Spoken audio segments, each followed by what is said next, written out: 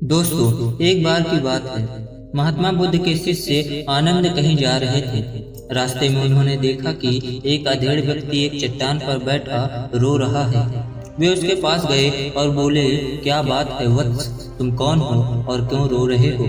आनंद की बात सुनकर उस व्यक्ति की सिसकियां थम गई। वह अपने आंसू पोंछता हुआ बोला, मैं पास के गांव का रहने वाला एक बदनसीब व्यापारी हूँ। मैं जो भी काम करता हूँ वह बिगड़ जाता है। व्यापार के चक्कर में मैंने अपनी पत्नी के गहने गंवा दिए। मैंने अपने परिवार को भी खो दिया। यहाँ तक कि मेरा घर भी गिरवी पड़ा है। मुझे तो लगता है कि मैं किसी काम का नहीं हूँ। मेरी किस्मत ही खराब है। उसकी बात सुनकर आनंद बोले, तुमसे किसने कहा वत्स कि तुम्हारी किस्मत खराब है? जरा मैं भी तो जानूं कि तुम्हारी किस्मत में क्या खराबी है। वह व्यक्ति बोला, पहले मैं खेती करता था, पर हर साल उसमें घाटा होता था। कभी सूखा पड़ जाता तो कभी ज्यादा बारिश के कारण फसल बर्बाद हो जाती। इससे परेशान होकर मैंने व्यापार करने का निश्चय किया। मैंने अपनी पत्नी के गहने बेचकर अपना व्यापार शुरू किया, लेकिन मेरा व्यापार नहीं चला। शुरू में परिवार वालों ने मेरा साथ दिया, लेकिन जैसे जैसे मुझे नुकसान होने लगा, मेरे परिवार वाले भी मुझसे दूर हो गए। मैं यह सब उनके लिए ही कर रहा था, लेकिन अब वे लोग मुझे देखकर नजरें फेर लेते हैं और मुझे ही मेरे परिवार की दुर्दशा का जिम्मेदार ठहराते हैं। उस व्यक्ति ने एक लंबी सी सांस ली और फिर बोला, मेरा एक मित्र है, उसने भी मेरे साथ अपना व्यापार शुरू किया था। उसका व्यापार अच्छा चल रहा है। वह जब भी मेरे घर आता है तो अपनी सफलता की कहानियां सुनाता है। उसके बातें सुनकर मेरे घर वाले भी कहते हैं कि उसे देख और कुछ सीख। हमें तो लगता है कि तेरे वश का कुछ भी नहीं है। उन लोगों की बातें सुनकर अब तो मुझे भी लगने लगा है कि शायद मेरे वश का कुछ भी नहीं है। अब तो मुझे अपना जीवन ही व्यर्थ लगने लगा है। मेरा मन में ख्याल आता है कि अपना जीवन समाप्त कर लूं।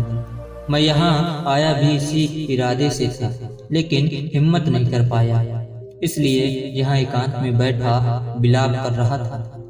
आनंद बोले, तो ये बात है। वैसे क्या तुम इसके अलावा कुछ और भी कहना चाहते हो? उनकी बात सुनकर वह व्यक्ति बोला, एक ओर मेरा हर काम खराब हो जाता है, दूसरी ओर मेरा मित्र है जो हर समय मुझे नीचा दिखाने का प्रयत्न करता है।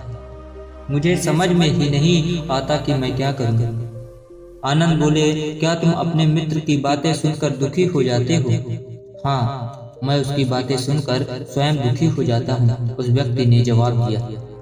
आनंद ने पूछा, तुम्हें किस बात का दुख होता है, अपने असफल होने का या मित्र के सफल होने का? उनका सवाल सुनकर वह व्यक्ति एक पल के लिए सोच में पड़ गया और फिर बोला, अगर सच कहूँ तो मुझे अपने असफल होने का उतना दुख नहीं होता जितना कि मित्र के सफल होने का होता है। अर्थात यदि तुम्हारा मित्र असफल हो जाए तो तुम्हें खुशी होगी? आनंद ने यह प्रश्न किया।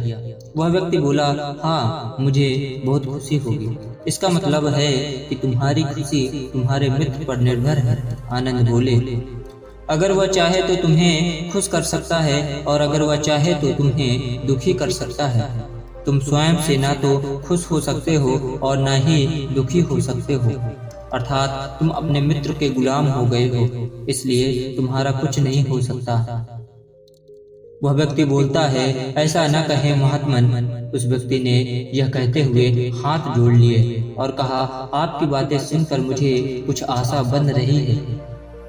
आनंद बोले, जब हम किसी से आशा बांध लेते हैं तो उस पर निर्भर हो जाते हैं। ऐसे में हमारी खुशी और दुख भी उस पर निर्भर करने लगता है। इससे बेहतर है कि तुम अपने आप से आशा बांधो। जब तुम्हें ऐसा करोगे, साथ ही पूरे जतन से काम करोगे, तो तुम्हें सफलता अवश्य प्राप्त होगी। ऐसा कहते हुए बुद्ध ने एक पल के लिए उस व्यक्ति की ओर देखा, फिर अपनी बात आगे बढ़ाई। तुम्हें लगता है कि तुम्हारा मित्र तुम्हें दुखी करने आता है, पर विचार करो तो वह बातें तो सच्ची ही कहता है। वह अपने संघर्ष और अनुभव की बातें बताता है। तुम उन बातों से बहुत कुछ सीख सकते हो। तुम्हें इसके लिए उसका धन्यवाद करना चाहिए। कि तुम्हें घर बैठे कुछ अनुभव मिल रहे हैं। तुम उन अनुभवों का लाभ उठाओ, नई शुरुआत करो, कर्म करते जाओ, हार मत मानो, एक दिन तुम्हें सफलता अवश्य मिलेगी। आज तुम जिसे अपना बुरा वक्त या बुरी किस्मत कह रहे हो, एक दिन यह बदल जाएगी। इसी के साथ तुम्हारे विचार भी बदल जाएंगे। और देखना, जब तुम्हारा अच्छा वक्त शुरू होगा तब तुम्हारा मित्र भी तुम्हें अपनी सफलताओं की कहानियां नहीं सुनाएगा।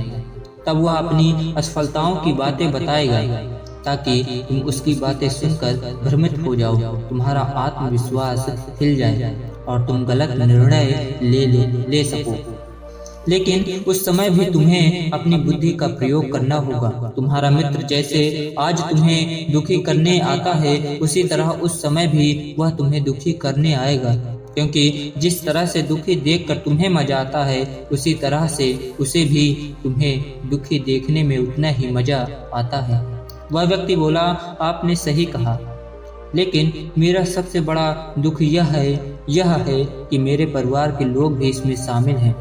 वास्तव में मैं तो अपने परिवार के लिए ही अच्छा करना चाहता था, लेकिन वे लोग भी मेरी बात नहीं समझते। वे भी मुझे गलत कहते हैं और अब तो वे मेरे साथ भी नहीं हैं। आनंद बोले, मैं सब समझ गया, तुम सांत्वना चाहते हो। वास्तव में इस दुनिया में सभी लोग सांत्वना ही चाहते हैं। हम चाहते हैं कि हम जब भी कुछ करें तो लोग हमारी प्रशंसा करें, लेकिन आमतौर से ऐसा नहीं होता, इसलिए हम दुखी हो जाते हैं। हमें लगता है कि हमारे मित्र परिवार वाले सब मतलबी हैं, लेकिन तुम अगर किसी को अपना परिवार मानते हो और उसके लिए कुछ करना भी चाहते हो, तो तुम्हें ऐसा क्यों लगता है कि तुम दूसरों के लिए कुछ कर रहे हो? वास्तव में तुम अपनी खुशी के लिए कर रहे हो, इसलिए परिवार के लिए कुछ करना वास्तव में अपने लिए ही करना होता है। लेकिन अगर ऐसा करते समय तुम्हें लगता है कि तुम दूसरों के लिए कुछ कर रहे हो, तो तुम दुखी रहोगे, और अगर तुम्हें लगता है कि तुम अपने लिए कर रहे हो तो तुम खुशी रहोगे, क्योंकि जब तुम दूसरों के लिए कुछ अच्छा करते हो या करना चाहते हो, तब तुम्हें सांत्वना की जरूरत नहीं पड़ती। आनंद की बातें सुनकर उस व्यक्ति के चेहरे के भाव बदल गए। वह बोला, आप सही कह रहे हैं, मैं समझ गया हूँ अब तक मेरी किस्मत क्यों खराब थी, क्योंकि वह दूसरों के हाथ में थी।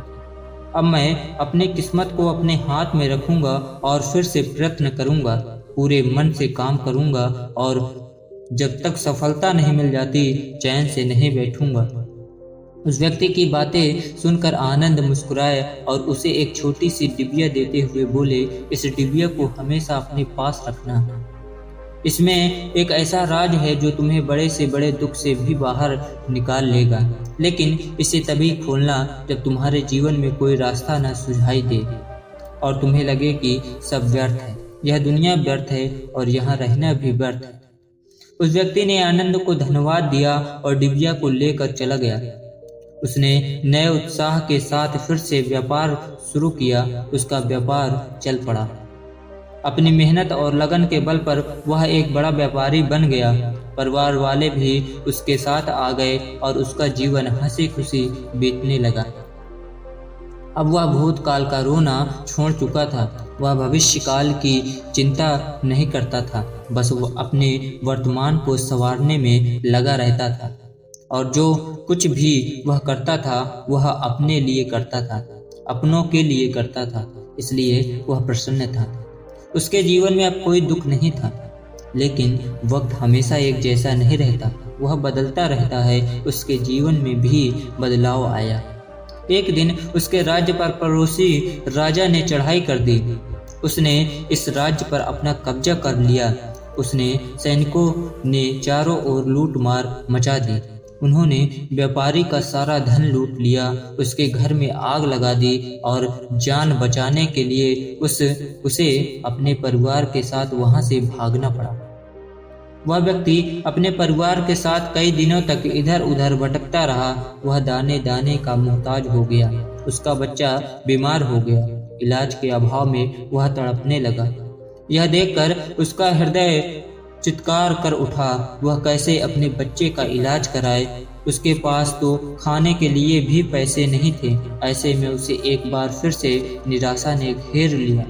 उसे लगने लगा कि उसका जीवन व्यर्थ है, सारी दुनिया व्यर्थ है, किसी भी बात का कोई मतलब नहीं है।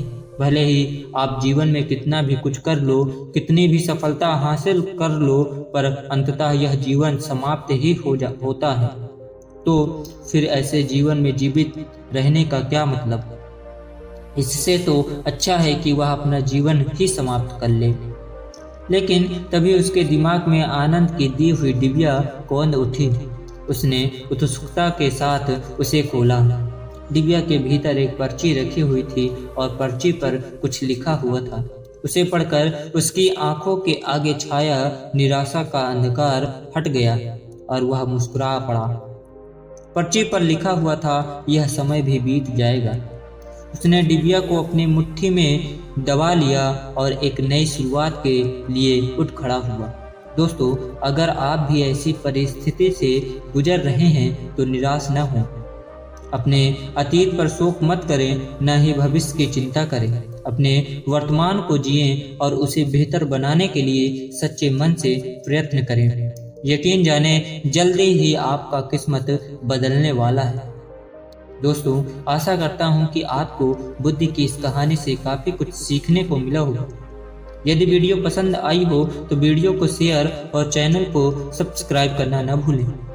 मिलते हैं अगले वीडियो में इसी तरह की ज्ञानवर्धक कहानी के साथ। तब तक के लिए धन्यवाद।